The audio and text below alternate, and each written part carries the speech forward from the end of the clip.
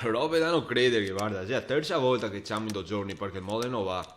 Ma non sai che sia stato a impisarlo magari, no?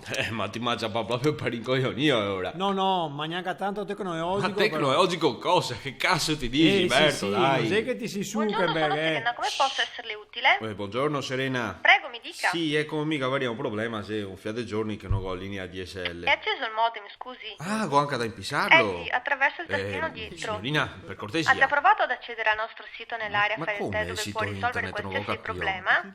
Ma se che ho appena detto che non È va. accesa la luce modem non PPO, va. Ma non ha nessuna luce, dai. Non riesco a mandare mail, non riesco ad andare in internet, non riesco neanche a scaricare un porno. Capisco, gentile cliente. Posso attivare la promozione All Sex se desidera. Ah? Con All Sex può navigare Ma cosa illimitatamente in quei siti Io non che lei voglio sta roba. preferisce. Voglio mandare mail.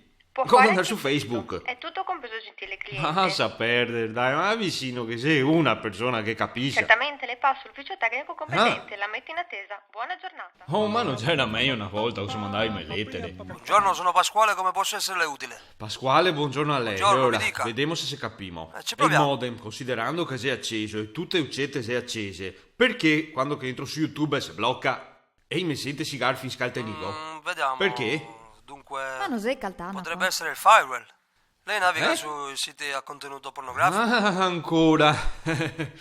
E ora? Potrebbe aver superato il limite consentito. Ma che Ha limite? superato gigabyte di Ma quai, visualizzazione. gigabyte, quai, che saranno andati siano 2 volte così, No, per ma non c'è curiosità. niente da vergognare. E poi, Tutta una schifo. certa età.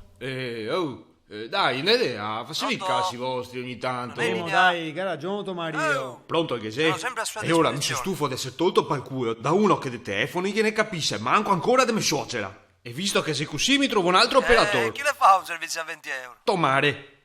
Pa